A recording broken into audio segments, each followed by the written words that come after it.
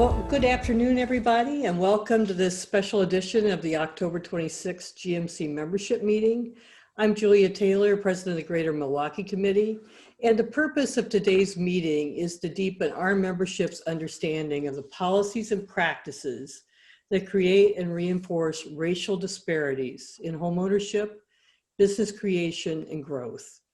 According to the Urban Institute, the top 5 cities with the smallest gaps between white and black home ownership average an 18.6% gap.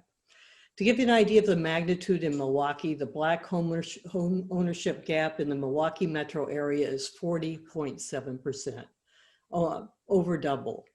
Our Milwaukee United Housing Work Group has set a goal for the greater downtown of a gap of no more than 18.6% in 10 years. And believes the approval rate for applicants of color needs to increase to 80% to achieve this goal. The GMC is a founding partner in Milwaukee United, along with the City of Milwaukee, the Greater Milwaukee Foundation, the Urban Institute, and LIST Milwaukee. And we're fortunate the Kresge Foundation supports our Milwaukee United efforts, and we're also a part of a multi-city cohort called Shared Prosperity Partners, or we call it shorthand SP2. The institutional partners involved include the Kresge Foundation, Brookings, Living Cities, and the Urban Institute. We know that sustaining black and brown affordable housing is key to maintaining healthy neighborhoods and growing individual homeowner wealth. The Milwaukee United Anti-Displacement Fund provided funding in its first year to 88 North and South Side households, which included 74% homeowners of color, and one of 2 such privately funded funds in the country. The City of Milwaukee, the Community Development Alliance, and LISC are critical partners in developing strategies to address racial disparity in housing. With SB2, we're also currently part of a community asset-based real estate investment trust demonstration project to grow individual homeownership, provide neighborhood control over displacement and growth, and support commercial corridors. Milwaukee United also helped launch Brew City Match, which is led by LISC Milwaukee. And Brew City Match is an innovative collaboration that's fueling commercial corridor revival and the resurgence of entrepreneurship in Milwaukee. Of the 59 businesses launched in 2019, 92% are ran by entrepreneurs of color and 80% are owned by women. Scale Up Milwaukee's Spark program, now in its session with its 4th cohort, is designed for Black, Brown, and women business owners with revenues less than $1 million. Spark is helping Black and Brown business owners embrace growth strategies that impact their businesses, their families, and their communities. The current cohort of 27 business owners includes 80% women-owned businesses and 60% Black and Brown-owned businesses.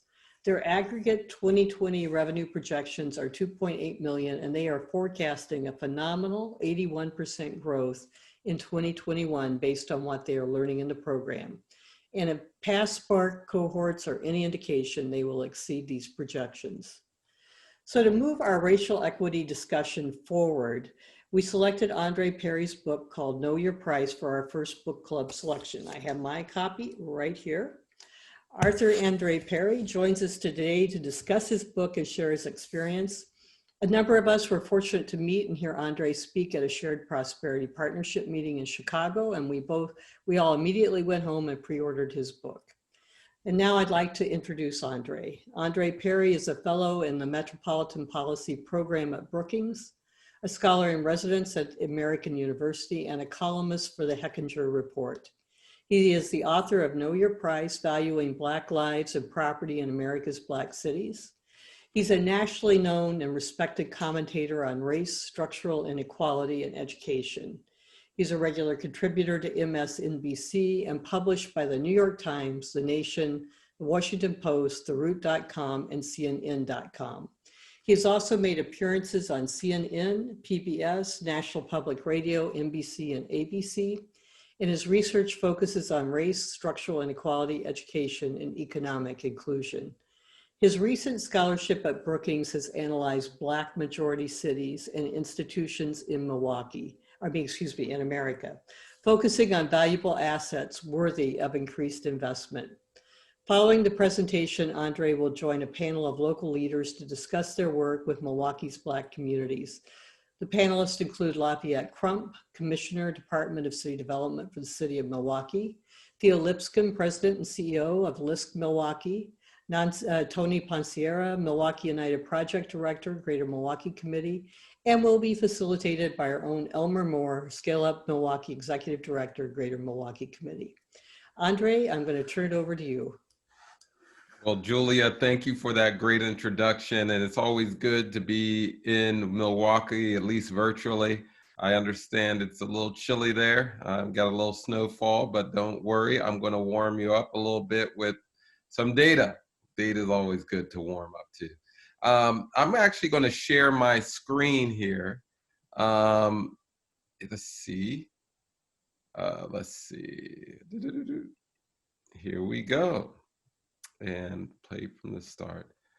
Yeah, I titled this presentation Worthy of Investment, the Valuation of Assets in Black Communities. And a lot of this can be found in my book, as you know Your Price, Valuing Black Lives and Property in America's Black Cities, by yours truly. I work at the Brookings Institution, where I'm a fellow, as was mentioned, where I study Black majority places. As you can see here, there are lots of them. There are more than 1,200, matter of fact. And I look at housings in particular. This is my home in a small municipality outside or inside of Pittsburgh. It's called Wilkinsburg, Pennsylvania. It's actually surrounded by Pittsburgh on three sides. And as the story goes, well, let me backtrack. You can see that the home is abandoned now. It's boarded up, condemned, and is essentially worth $0.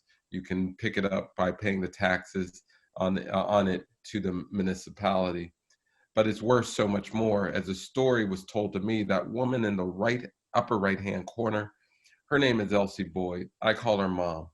As the story is told, there was a deal made between Mom and my maternal grandmother that she would take me in as a child when I was born, and what she did, she went to McGee's Women's Hospital to pick me up. She also picked up my older brother, who was 2 years my senior. My mother was poor. She already had a child.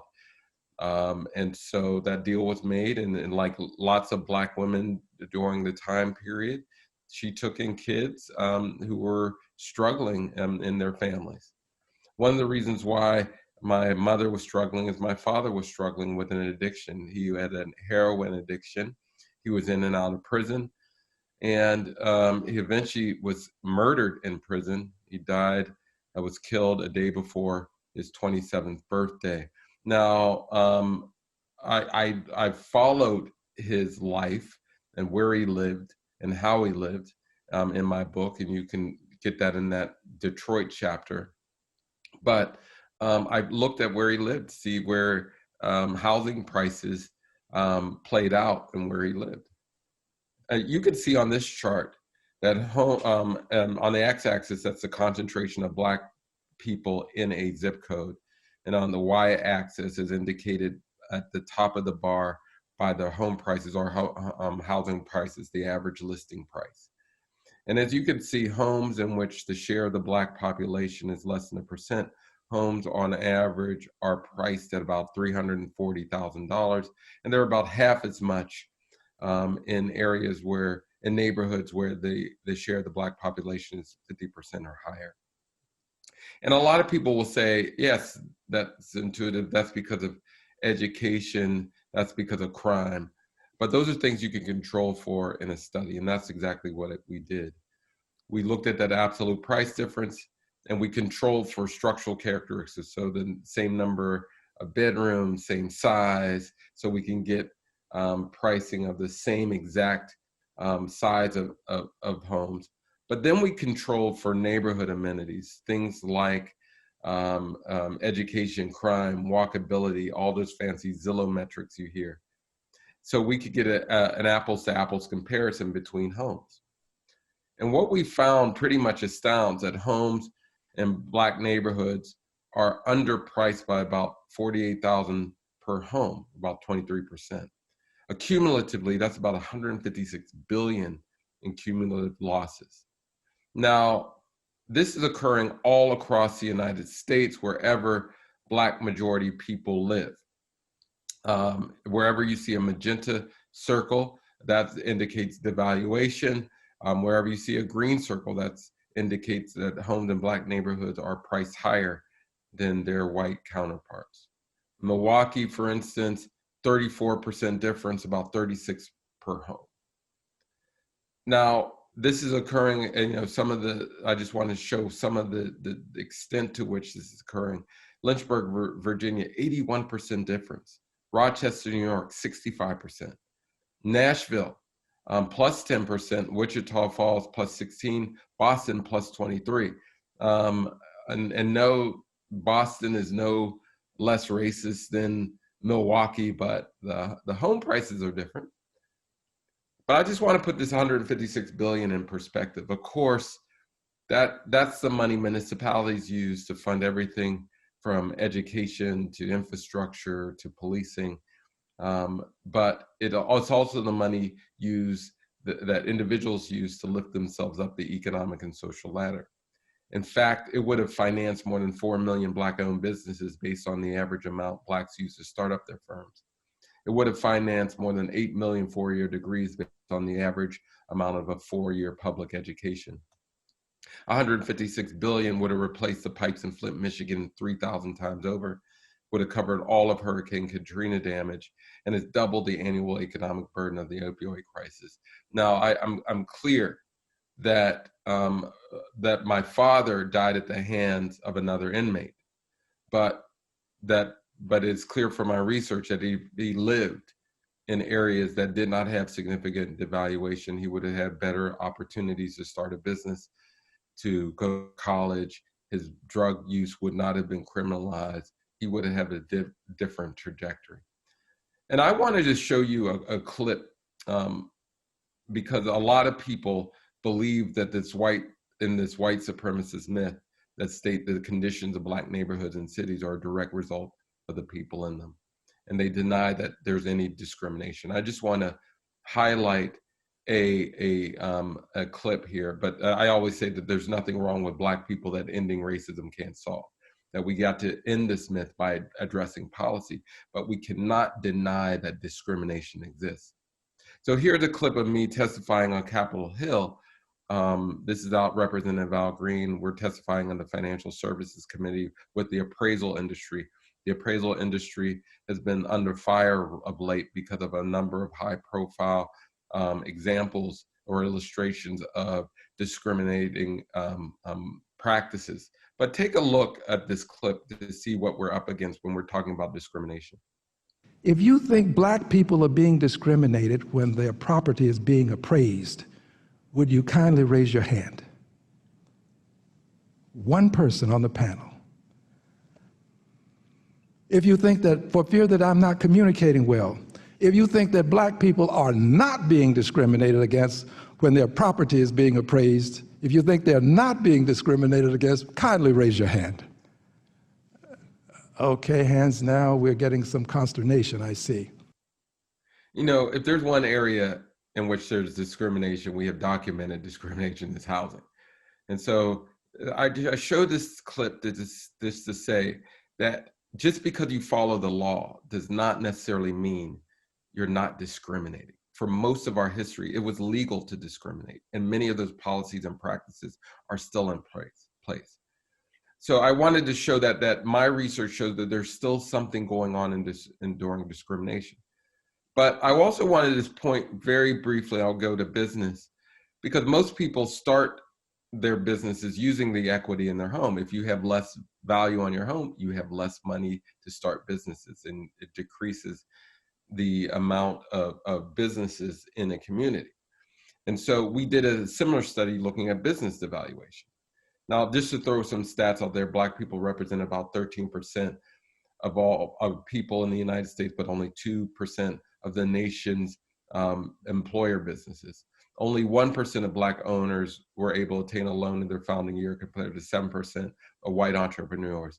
Black entrepreneurs are denied loans more than twice as often as their white peers, and when we do receive loans, we get them at higher interest rates.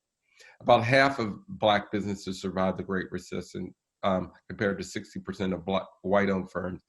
And that number is going to worsen this upcoming recession because we know of the PPP loan fiasco. Here's a business owner, Dorian Moorfield. He's located in Pittsburgh's Hill District, a Black majority neighborhood. Here he's holding up a breakfast steak he is proud of. It's a quality restaurant. Gets about 4.6 out of 5 stars on Yelp. Now, mind you, Yelp is considered a consistent and reliable consumer rating product. And so I wanted to look at Yelp ratings because, again, a lot of people will say that Black businesses don't get the investment, those numbers you saw earlier, because of quality. So I just wanted to attack that. It's also located in a gentrifying city. In 2010, the area was 100% Black. Now it's about 80% Black. It's and now the owner, Dorian, tells us that now the streets are getting repaired. Now the garbage is being picked up regularly. The lights are being fixed. But all the while, he's been a quality business and deserving of those infrastructure investments. So, but what did we do with business evaluation? We looked at business revenue as a dependent variable. We wanted to get a sense of the revenue, and we also got a sense of the race of the owner by getting that done in Bradstreet data. Then we scraped all the Yelp data from businesses across the country to get a sense of quality. We wanted to get a sense of how businesses are rated across the United States. But we control for neighborhood conditions because we wanted to get an apples to apples comparison between businesses in Black neighborhoods and white neighborhoods. We wanted to get compare businesses in similar situations with similar buying power, similar educational levels. And what we found is that Black, brown, and Asian-owned businesses are rated just as high or not higher than white-owned businesses. Black, brown, and Asian businesses are actually rated higher when you don't control for business type. When you control for business type, it's the same. And so I show that to say that quality should be taken off the table, that Black, brown, and Asian businesses are on par with white businesses when it comes to quality. But they get less revenue as the percentage of Black people in a neighborhood increases. And so, as you can see here, on average, Black businesses in Black neighborhoods get fewer stars and lower ratings, but they're still higher rated than their white counterparts. You can see here on this chart, the magenta line is the Yelp rating of Black, brown, and Asian businesses. The gray line is for white businesses. And as you can see, as the percentage of Black people increase, both the rating and the number of ratings actually decrease, meaning they're getting less customers as the percentage of the Black population increases. People are bypassing quality in the hood. Now, this is costing businesses, highly rated businesses, probably about $4 billion in revenue, meaning if these businesses were in another neighborhood, they would increase their revenue based on the quality of the business. Now, there was a saying in the hood that you often would hear, our ice is just as cold. And the Black elders used to always say that. And they're right, that because they knew that if you bypass quality in the hood, you're essentially forcing high quality businesses to compete with low quality businesses, and you suppress economic growth in those areas. Now, there's how to counter it. I'll just briefly go over this. You have to invest in people chiefly. And I say this, that if you invest in place and not people, you essentially are encouraging gentrification. You will raise property values and people won't keep pace with them. So you always have to invest in people. You also need to remove unnecessary bureaucratic barriers for entry into entrepreneurship. You know, when I interviewed a lot of Black business owners, they said that, you know, in order to get grants and loans, they would often have to jump through these hoops, you know, accounting courses and financial literacy courses. But our research is clear that Black businesses are just as good, or meaning that they don't need these hoops. They don't need to jump through these hoops any more than a white business owner. And so we need to remove these sort of programs and get to the investment. We do need infrastructure investment, because where there's devaluation, you see the lights not getting fixed. You see the garbage pickup not occurring regularly. You see the streets not repaired. So you still need investment in place. But remember, you most certainly have to invest in people first. And you need to create incentives to place businesses in Black majority neighborhoods. The fear I have with producing this research is that many Black business owners may want to leave those neighborhoods. And so for me, we have to create incentives to do so. And briefly, I have what I'm calling the Valuing Black Assets Initiative. We'll be working on a number of initiatives moving forward. If you're interested, please reach out to me. But for instance, I'm having a challenge competition with Ashoka. We'll be giving away $1 million of prize money to organizations working on housing devaluation. We're working on a national racial attitude survey. I'm looking at an initiative where we want to invest in Black businesses. That's the path to 1555. So we're working on a number of initiatives. So if you're a funder, you would like to invest in one of these initiatives and to include many of the things going on in Milwaukee, please let us know. And that's it for now. I'm looking forward to this conversation with your colleagues. But again, there's nothing wrong with Black people that ending racism can't solve.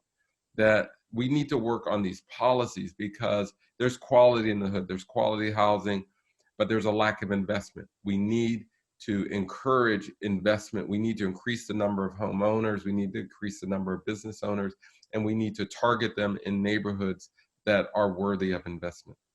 So thanks a lot. I'm looking for this conversation with Elmer and our colleagues. So let's get it. Thank you so much, Andre.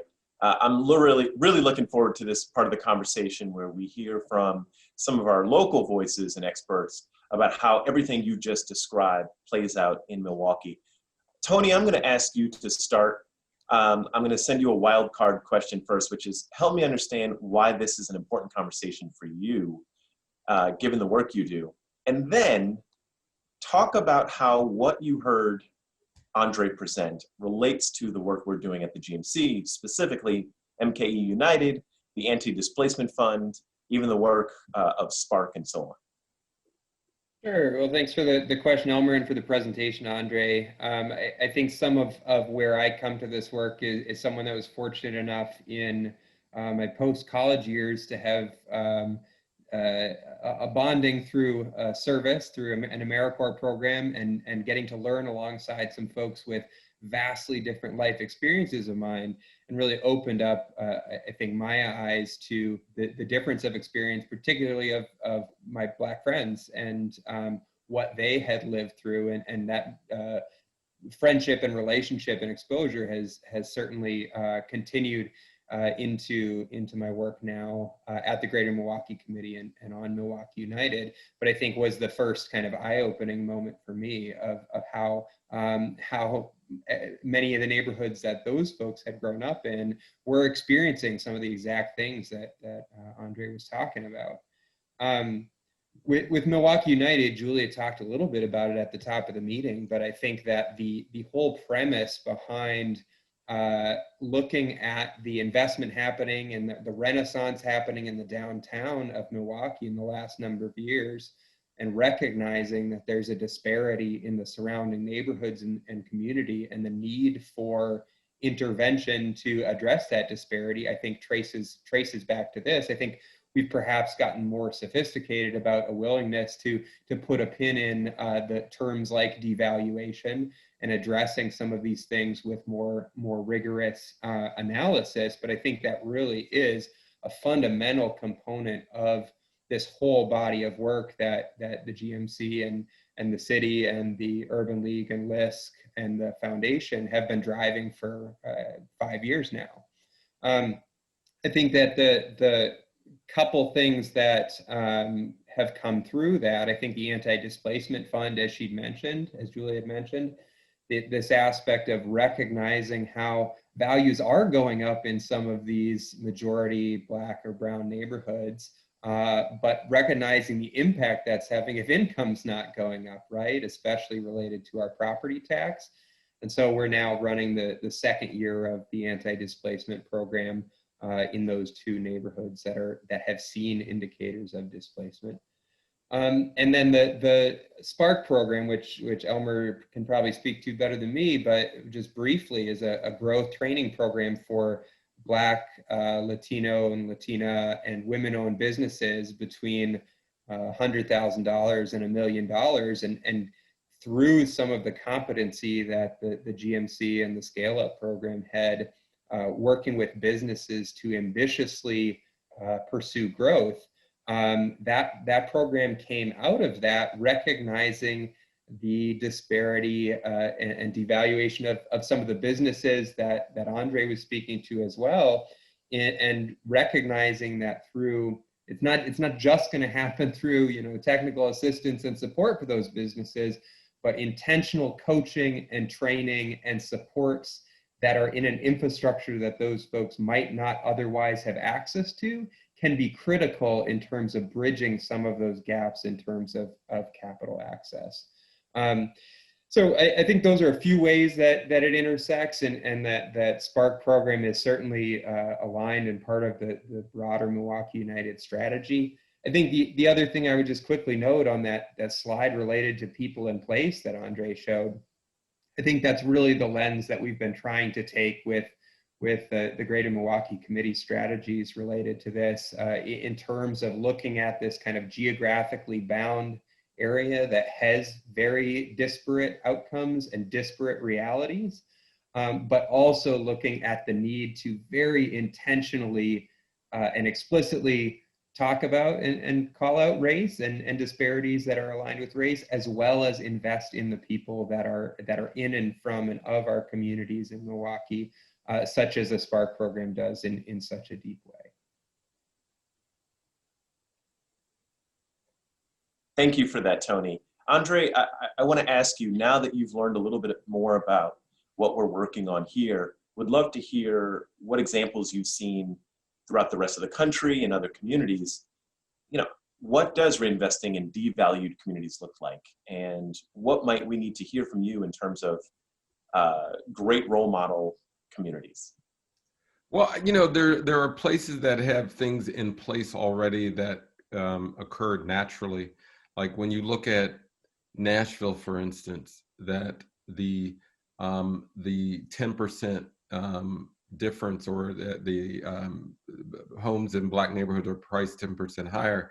That's largely a result of having anchor institutions, Black anchor institutions. So you have Meharry, the Black medical school, you have Fisk, you have other institutions there, and also have a better history of lending to Black communities.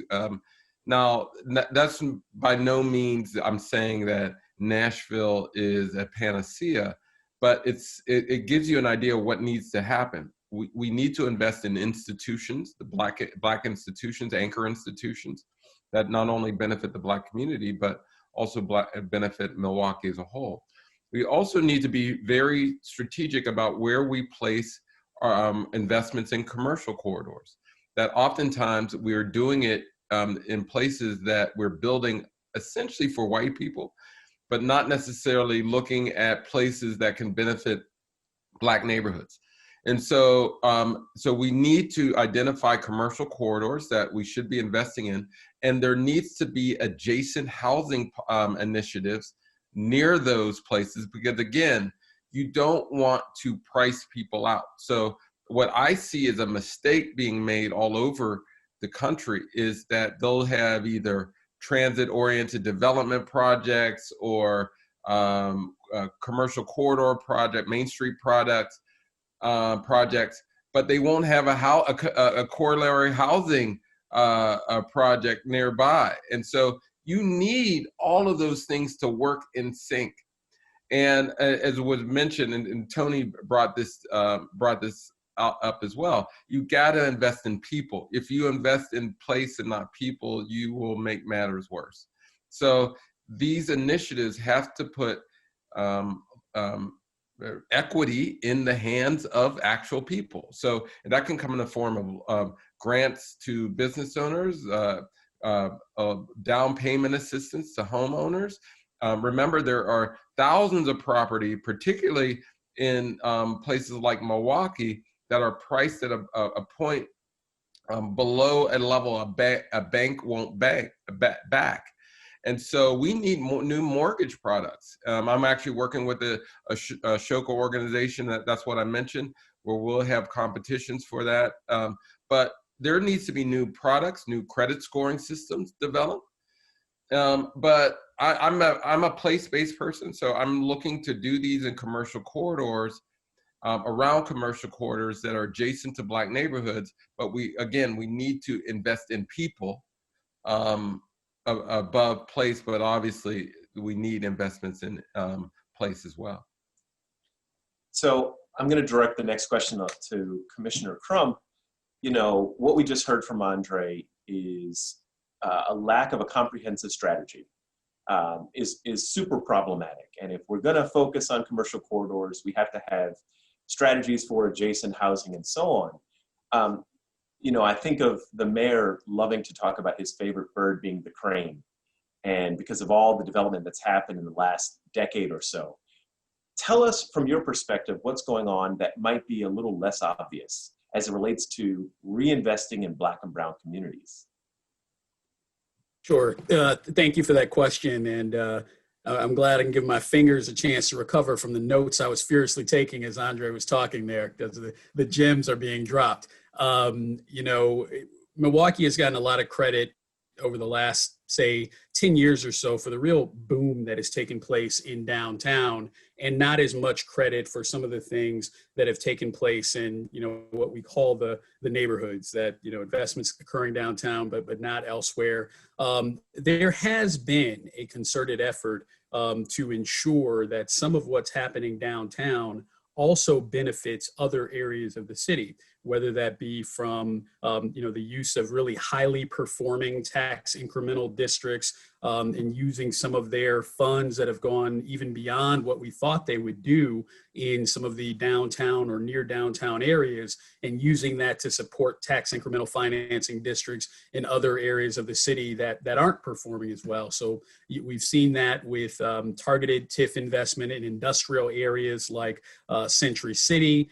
We've seen very recently approved TIFs to do work at some schools to rehabilitate and sort of repurpose schools, 37th Street School, McKinley School. We've seen targeted home ownership programs. I think, you know, some of the notes I was taking when Andrew was talking about new mortgage products, new products to get people into homes. So we've had targeted investment programs to help people with either down payment assistance, but also rehabilitating rental properties to ensure that there is affordable housing for people. And, you know, we're just going to keep looking for additional opportunities like that. You know, the one thing that I would add is it's not just making sure that that homes are available or that people can afford these homes, but it's also thinking about what affordability means. What makes something affordable? Well, what makes it affordable is that someone has the income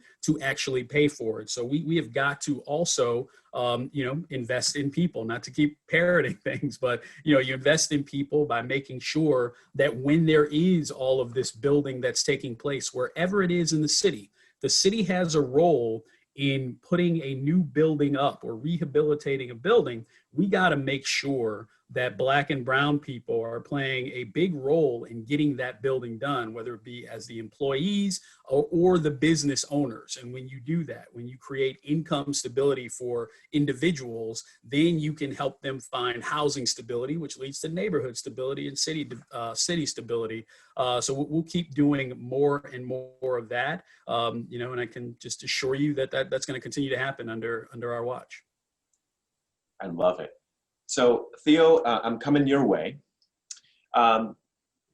We met very, very briefly, but I just have to make a briefest digression. So as you know, I work on Scale Up Milwaukee, and we're about transforming the culture of growth in Milwaukee to generate inclusive economic prosperity. And one of the things that's really important to our work is telling growth stories. And we encourage our entrepreneurs, our business owners, and all of our participants to abandon the idea of modesty, okay? So my question for you is, LISC has been instrumental in creating a brilliant program called Brew City Match, and I would love for you to share with us how that model is working. Tell us some growth stories, and don't be modest. So I was gonna start with the modesty part, which is that we did take a model that we'd seen elsewhere, right? So out of Detroit and Motor City Match, we took a lot of lessons there. So I want to at least give credit there, and also I want to make sure that when I talk about our work and I say we, I am talking the royal we, because it's not LISC doing the work; it's all of our partners. So we're partnered with the city, with WIBIC and Hmong Chamber and the 4 business improvement districts on Brew City Match, and so that's where the work is being done on the ground. I think, unfortunately, and it was in Andre's presentation, I think the COVID crisis is going to put a big asterisk on what we're going to be able to claim are the credits, because we were seeing some really strong movement. And unfortunately, some of those predictions about the number of businesses that may fail during this are really sobering, right? But so we're going to have to adapt. I think it's going to be part of that. I think we already have done that. I mean, 2020 has been a huge pivot in terms of our doing things that were not in the playbook, right? So we were very much invested in this process about startups and starting businesses, growing businesses, getting renovations going. Much of that has pivoted to sustaining businesses, trying to keep them from closing, make sure that they're prepared to, when they reopen, to reopen strong and be able to survive. And I think, unfortunately, that's going to be not a 2020 problem alone.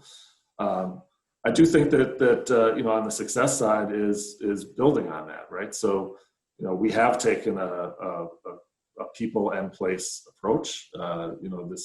This has been about working with the types of business owners of particularly people of color and women disproportionately, like 80-90%. It's been entrepreneurs of color and women who really do fit those neighborhoods.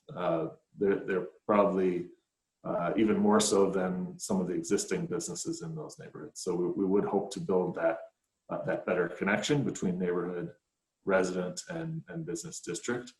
But I really think that scale question, in terms of our long-term sustainability, that's what's going to come into play, which is how do we sustain ongoing investment at this scale in the years to come, right? This came out of an initial 3-year, $3.5 million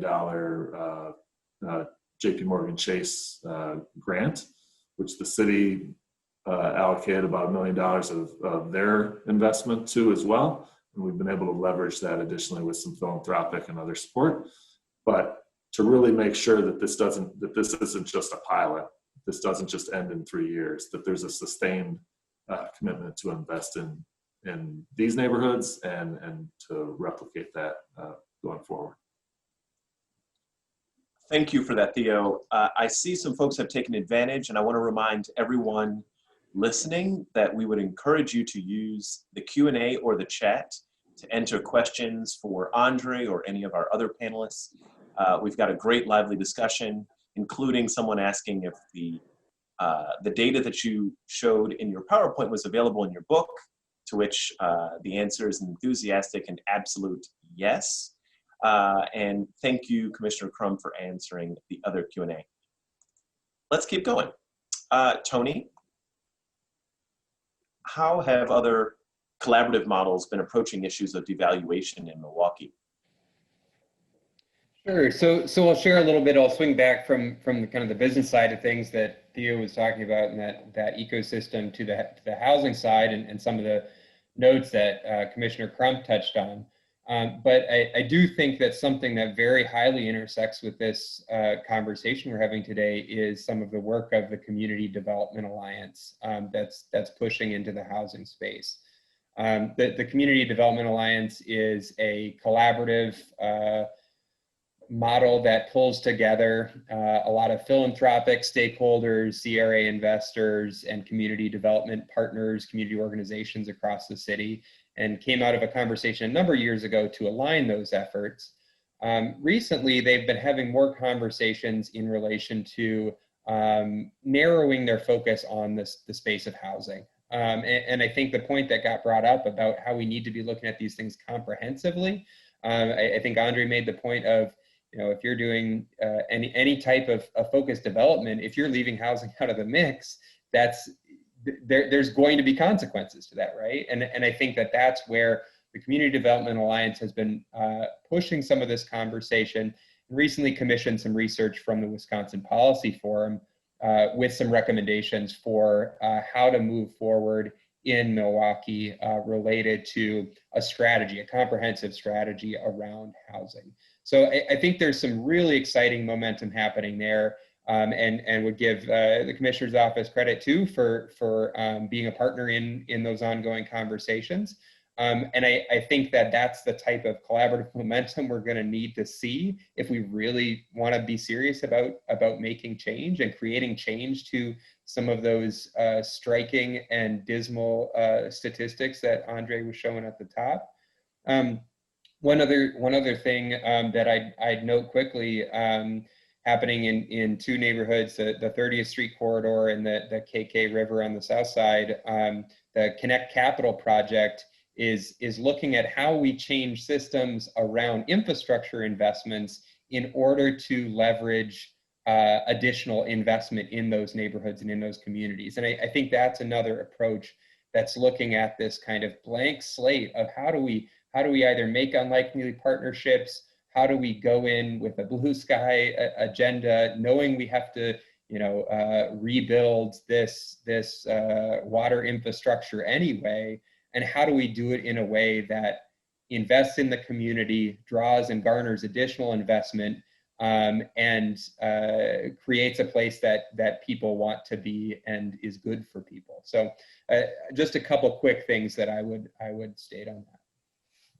I would also, before you ask, I do want to just break up these silos we have. There's a big silo between community development and economic development, and it's clear that you need both to really work together. But too often I'm entering meetings where folks aren't seeing the connection between social justice and economic justice. And I say this all the time, like after the George Floyd incident, that there's nothing that says a Black person doesn't belong in an economy than a police officer shooting them dead in the middle of the street. And it also says something about that in Minneapolis, that home ownership rates are abysmally low. And so we've got to break down these silos between folks working on downtown projects and completely disconnected from, not saying that that's happening here, but I'm saying all across the country, you have these folks who are so focused on downtown and not focused on the neighborhoods, not focused on housing. And they're just making matters worse. So we've got to figure out ways to come together on these issues because they are absolutely inextricably linked. You got ahead of me. I mean, Andre, the question is, you know, you've been to Milwaukee, right? What's your sense of things? I mean, what's your sense of? Let me tell you that I just want to hear you wax philosophical on it. You know, and this is how a lot of, particularly in the Midwest and the South, how things have built up. We have things operating on parallel tracks, and they do not connect. You have a black chamber of commerce and a white chamber of commerce. You have essentially a black lending structure and a white lending structure, and that must stop. And so what I love about this organization, at least what I appreciate about it, is they're trying to figure out ways to break up those parallel tracks. Because what's happening is Black communities are suffering because of it. And it's stifling economic growth for us all. We have yet to see an economy that that comes from inclusion and integration. And you know, and I'm not talking about we need to hold hands and sing Kumbaya, but if you're developing a major project and Black people in Milwaukee, Black people aren't included in the planning, the ideation, then you're not really trying to expand your economy. You're trying to make it good for just a few people. And that occurs in Milwaukee. Whenever I go, and folks take me to the Black areas and talk to the Black economic or community development folk, and then they take me across town and they tell me I'm like, okay, that doesn't make any sense. This is a relatively, Milwaukee is large enough, but it's not that daggone large where you can't work together on these things. So I worry that too often we're just operating on separate tracks and we're building systems accordingly. And we need to be breaking these systems down. But I think the way to do that is by learning how to invest in Black people and places.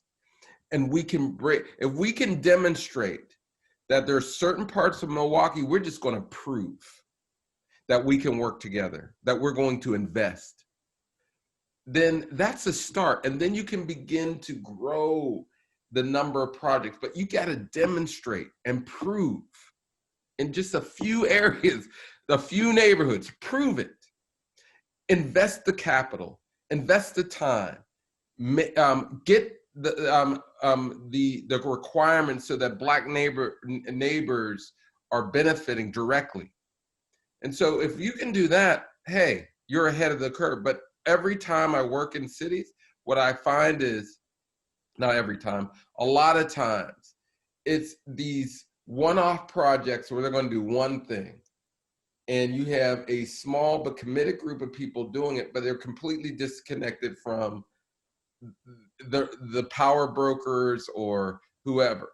And that just has to stop at some point.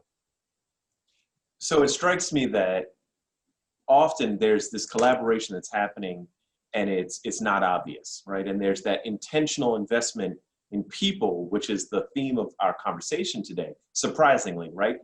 Given the title of the book, given a lot of the data you showed, that ultimately the takeaway is invest in people. But, you know, I wonder if often those personal investments, we'll call them, are a little buried beneath the surface. So Commissioner Crump, tell me how, you know, our budget, the city budget, was just distributed.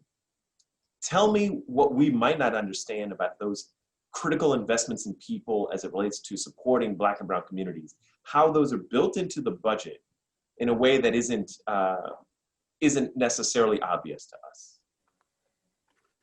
Well, There may be many parts that are not necessarily obvious. I'll say that as someone who, for the first time, took a deep dive on the budget, being in this role. So maybe there are smarter heads than me out there who find it all obvious.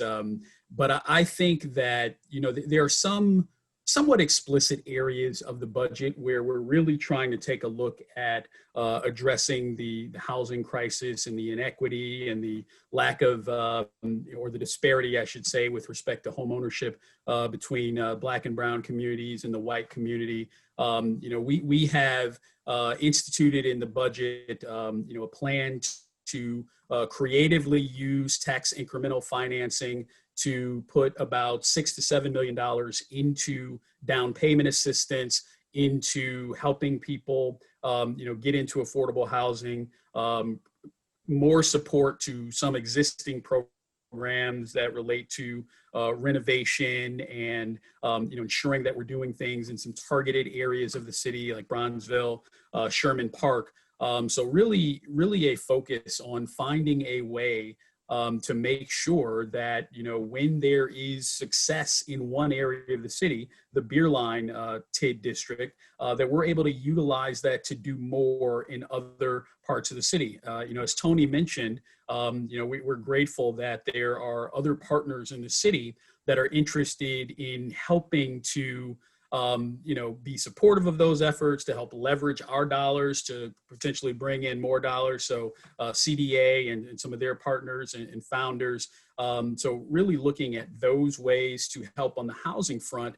But additionally, this is the first year that the city is looking to create an office of equity and inclusion that does not just relate to what it's doing for small businesses that are contracting with the city. I think it's a recognition by the mayor that the city has an opportunity to not just look at the spending that is happening directly, you know, on city projects or city development projects, but to really be kind of a beacon for what others could be doing as well. And so we have to have that interconnectedness and recognize that the city, you know, it spends, you know, a fair amount of money doing certain things in the community, but it is also one of the most high profile employers in the city.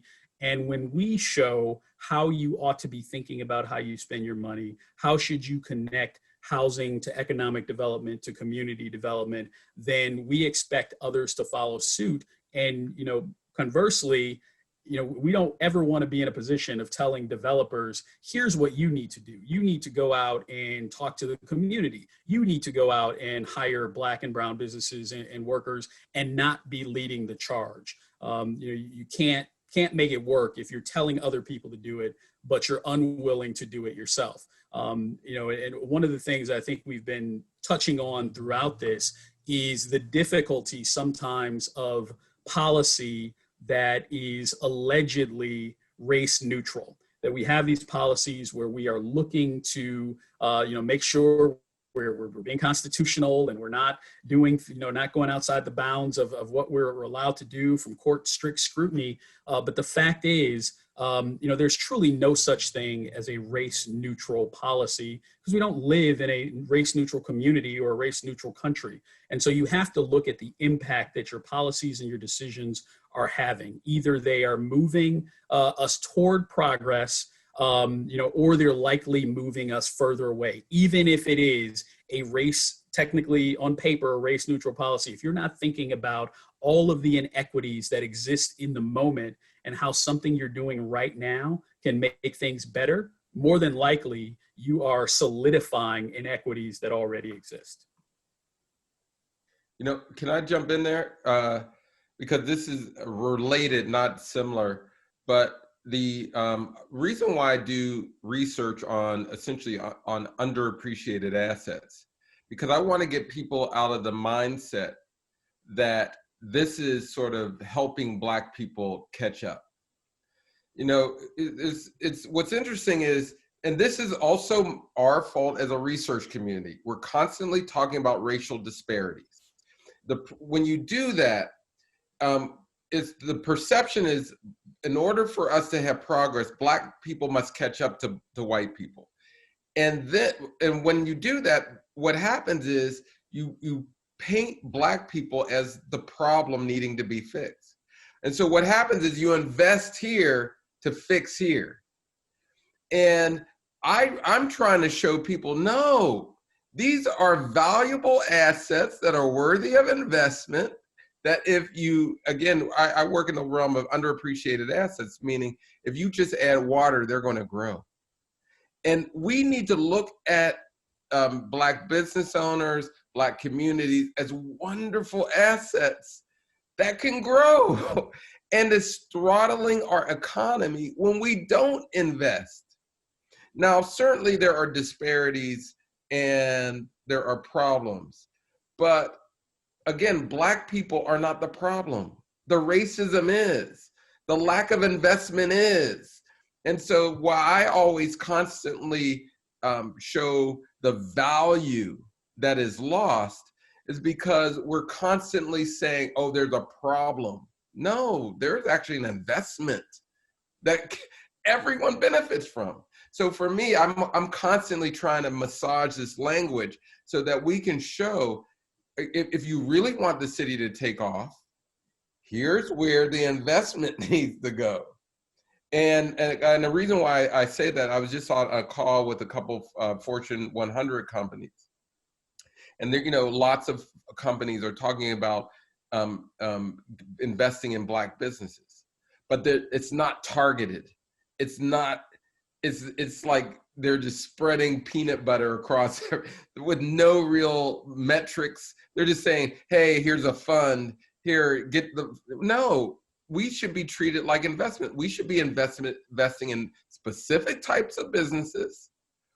And by the way, we should be increasing the number of employer firms in places like Milwaukee.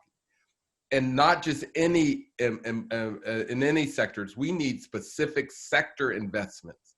And we need specific investment in certain neighborhoods.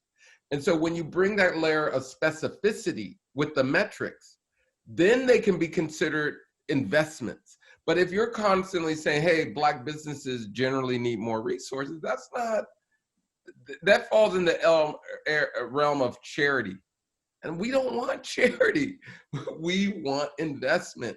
We want to see the social and economic returns going to cities and to people. If you give, like in the case of this few Fortune 100 companies, what I said is, look, we're going to look up come December and say, what happened to those billions of dollars? Because if it's just random giving to Black businesses, we're going to look up in December and say, where did that money go? What was it for? And so we need to be very targeted, very specific.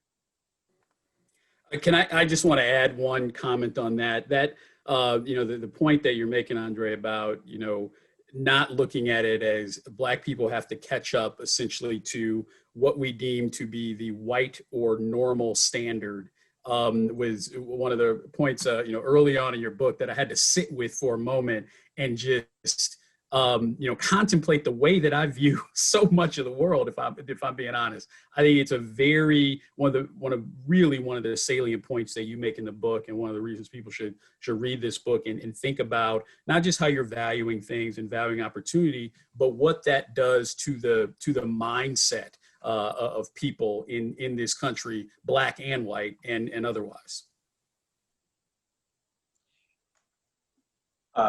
Commissioner Crump, I could not agree with you more. That part of the book, that context setting, it ruined me for a couple of weeks, actually. And I'm still ruined. And it's a point that I keep revisiting so that we can keep everyone listening engaged, right? This is the beginning of a conversation for a bunch of folks we know are going to read the book. Andre, would you mind giving us a very abbreviated, high-level kind of contextualization of white centering? Yeah, white centering, it actually comes from literature, but it's this idea, I'll put it in terms of the research. When I learned how to do regression analysis, which is the staple of research, empirical research. So we essentially compared Black people to white people. We compared Asian people to white people. And when you do that, you're essentially centering white people as sort of the gold standard. And I just want to be clear, there is no gold standard when it comes to research. You're analyzing context for improvement. You don't say we need Black people to look like white people in order for there to be justice. That makes absolutely no sense. And actually, when you don't center white people, you actually see where white folks aren't as strong as we portend them to be. But the point of the matter is, we're constantly valuing the gold standard of white middle-class people.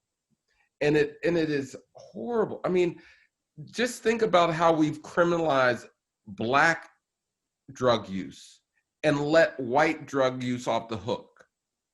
I mean, that's one of the most horrific areas of white centering, where you had, I mean, literally white people addicted on pain medications, on all kinds of things, no prosecutions, none. You had recreational drug use, weed, people sent to jail for generations. You know, we got to stop doing this. That people are indeed people, but yet we value and uplift one group above everyone else. And that just has to stop. It has to stop. It's ruining how we literally value things. My research, while housing data is, easy to come by, but we do this in education. We do this in transportation. We do this in every sector, and we devalue. The reason why I say devalue, because I want to put action on that. We are lowering the value of others, and it comes out in the wash in these outcomes. So we got to stop this centering. This doesn't make any sense. I just want to amen on that. You know, I think your choice of words transitions it from passive to active. It is not a this is what happened to those people. This is what is being done to those, and I think it's really brilliant. So listen, I mean, what we're talking about is the assets in Black communities. And, you know, we heard from, you know, our city's commissioner, how they are building plans and developing strategies, but they're confined because they're just the city. I'd love to hear from you, Theo. How are you partnering with CDFIs? How are you using financial instruments and community development and all of your programmatic weapons to address this head on? Yeah, thanks. So first, just piggybacking on the last area, you know, having just read the book, Elmer says, you know, you say it took you weeks to sort of wrap your head around that. I was struggling over this weekend as I'm reading it, in part even thinking about today and like the language we use and, you know, of disparity and you know, that is so much in the work that we've done. And it's going to take an adjustment, right? To like reframe how we even talk about the work, even when we think we're doing it the right work, that we're coming at it in the right way. So I want to, you know, in terms of our work and where I think there's been a success that I want to point out, or something that's big for Milwaukee, would be the ACRE program, the Associates in Commercial Real Estate. And for those who don't know, just real briefly, right, it's in about its 15th year, came out of Marquette University, but now includes UWM, Marquette, MSOE, and its founder is now at Madison, Dr. Mark Epley.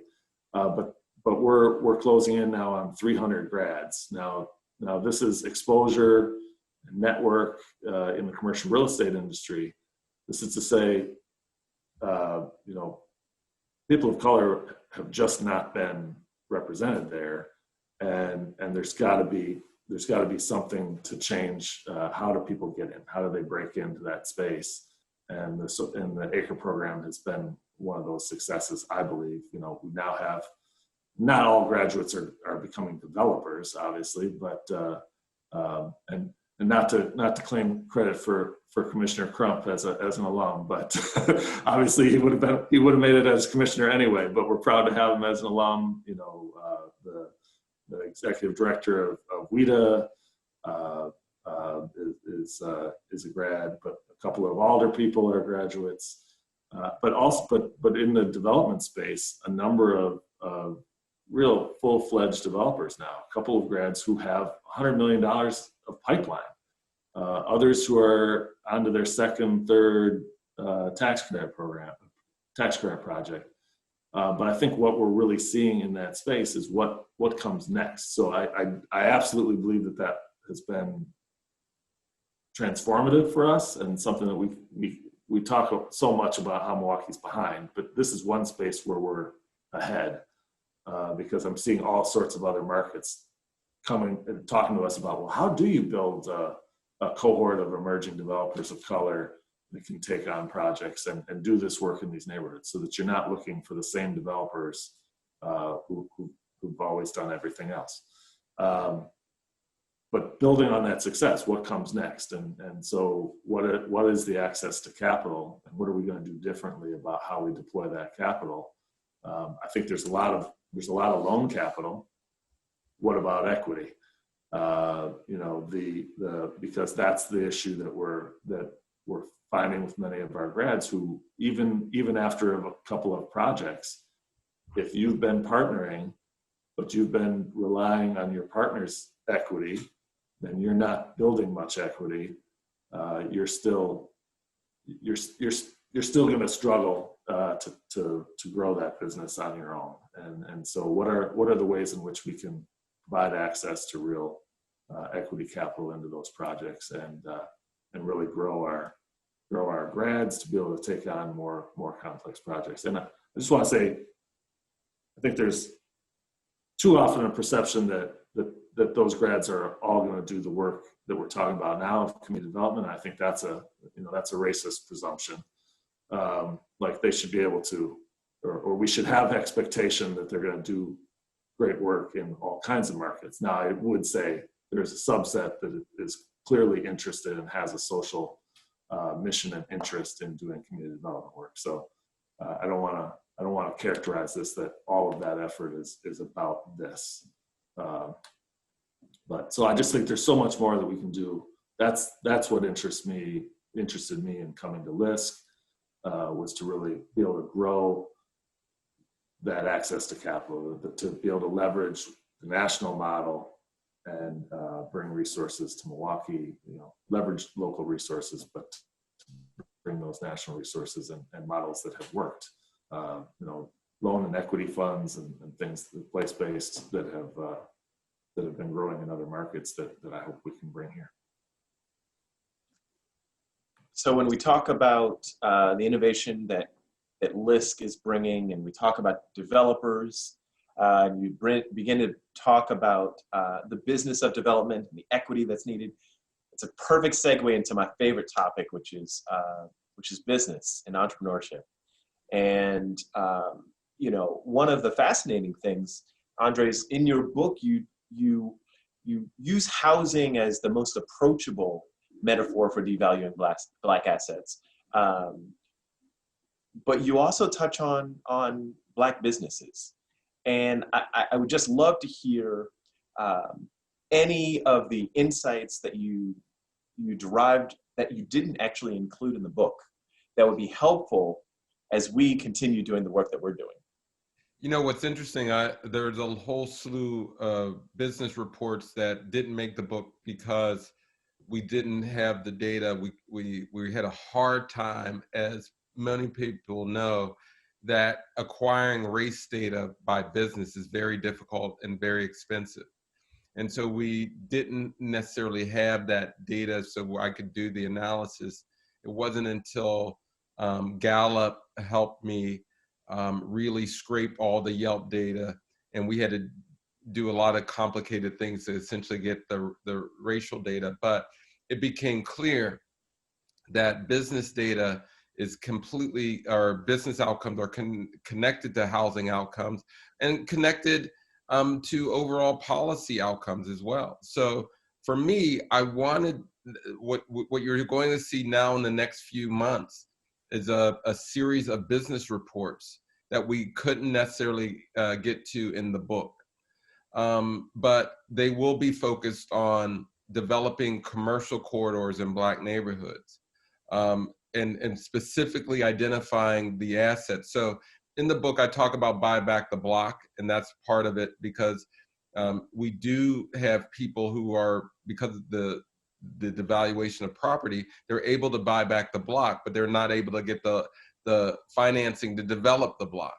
So we're going to come up with interesting investment strategies so that we develop those blocks. In addition, we also need investments in planners who will have a new vision for communities. Too often we, and I in the book I talk about pulling a page from the Afrofuturist to see a place that's not a reaction to racism, that to look at a new vision of a community. And we need investments in planners who can see a new kind of community. In addition, in buying back the block, I've been hard on looking at municipal assets that are abandoned. So in a number of places, schools and former municipal buildings are empty.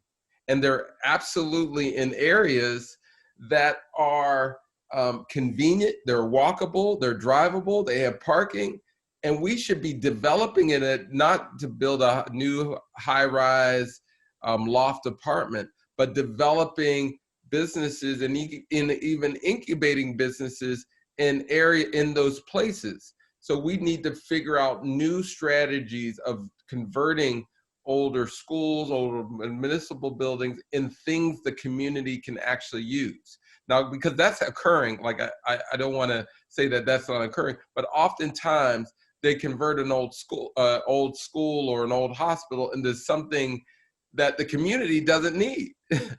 And so for me, it's about figuring out how to take existing assets. Again, they're strong assets, but converting them in ways that the community can realize benefit. I feel like that's a great segue to something I was hoping to have a quick opportunity to speak about, but just one thing that Milwaukee United is pursuing right now is related to some innovative models around the country related to real estate investment trusts for community benefit. And I think that the one of the models that stands out is from Portland, the Community Investment Trust, and it's done exactly this of taking an abandoned commercial property, converting it with some support and equity investment from philanthropic ownership, and helping residents lead the charge in terms of what gets created and ultimately fills that space, while simultaneously allowing them to benefit from the proceeds of that commerce, right?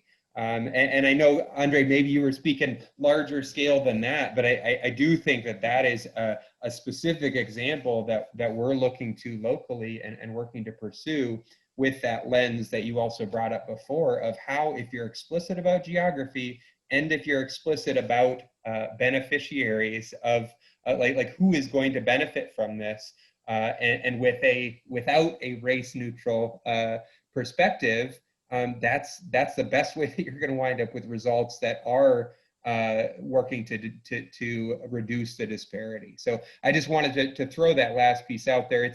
There's still a lot of work to do in terms of pursuing it, but we have engaged with some technical assistance to start diving deeper into what it would actually look like to work on implementing something like that in Milwaukee. Can I just add, and this is something councilmen and commissioners and state reps often, they like this aspect because it really, I've been saying, hey, we need each representative to identify the assets in their communities that are underappreciated. You know, we need that kind of specificity to say, hey, here's, if you invest in this, it can more likely lead to advancement of home ownership, more likely to advance a business ownership.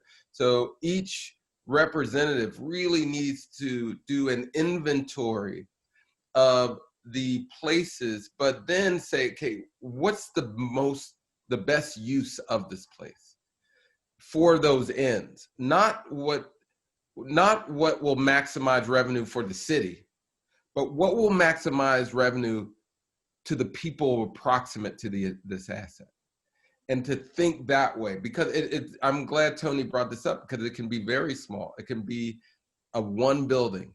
It can be that one old post office, that one old school that can drive change. I'm talking with an organization now, a large community college, about converting an abandoned high school into another satellite for their community college. Now, education is interesting, because in the book I talk about many times the student level demographics change, but the educational needs do not. And so oftentimes you just need to convert the kind of educational services. But I'm not just, it can be business opportunities, it can be anything, as long as you show direct benefit to the people who are proximate to it. Andre, in addition to your quote about there's nothing wrong with Black people that ending racism can't solve, another one of the quotes that I've picked up over the years that I think is direct on this note is from a colleague in Cleveland at the Center for Economic Futures, who stated that very simply, but somewhat so obviously that I hadn't thought of it myself. But you can't have a race. You can't have outcomes based on race. Now I'm forgetting it. You can't have a race neutral or a resulting. You can't address a racial disparity with a race neutral approach. Is essentially what it's coming down to. And I think that it's this simplicity and that wisdom of, yet because of so many of these so many factors in our society, we're not willing to be explicit about that and design for it, which I feel like, to what you were just saying, is so important. I will just say this, that oftentimes the reluctance to invest in Black business owners, Black communities, is really about a mistrust that Black people can hold money.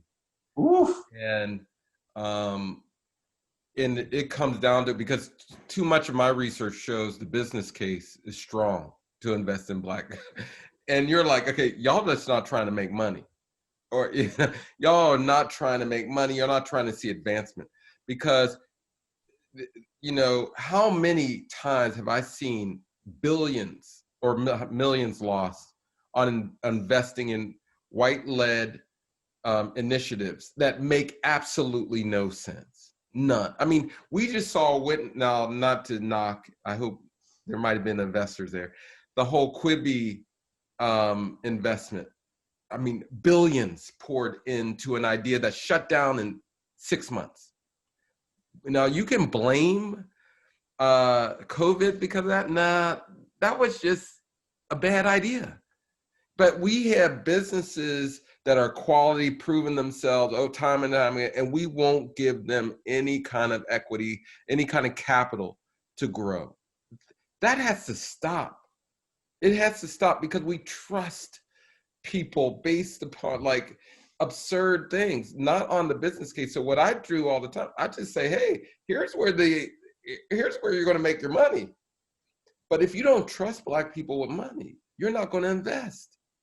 And so for me, it's like, that's something that the folks in Milwaukee, the folks in Detroit, the folks in New Orleans, Birmingham, all these places, they didn't understand that, because our ice is just as cold. I want that to really set in. Our ice is just as cold, but we're not getting the love, That has to change. It has to change. I I was having to hold back from whooping and amening as you were describing that. So I'm going to encourage everyone who has a question, please enter it into the Q&A. We're going to be closing this conversation very shortly. I would love to create an opportunity for any of our panelists to ask Andre questions. And Andre, I'm going to prepare you. There's something we would be remiss to neglect in this conversation, which is your book suggests one particular kind of asset which can generate a higher return than so many others. And it is kind of a central tenet. It is personal to you. It's personal to me. And I would love to just hear you, again, in your closing remarks, make sense of the opportunity and the justness of investing in Black women. But as you think about that, please give a second to our panelists to ask their questions and any new questions in the Q&A.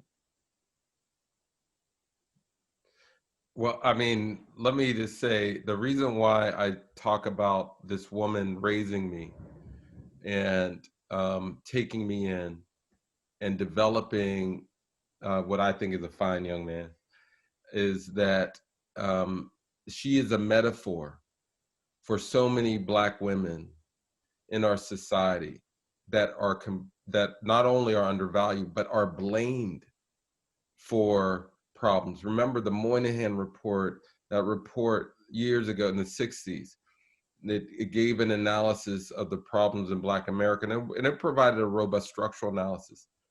But it created a horrible example of blaming poverty on Black women-led households. They basically said households that are led by Black women are unstable and are inherently unstable.